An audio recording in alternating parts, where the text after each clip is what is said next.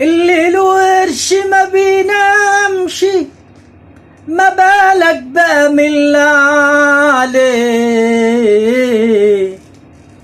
ملعون ابوك يا فقر حاوجني للامدال، زلت عزيزي من نفسي عشان عديم المال. ملعون ابوك يا عوزة، زلت السؤال قتال.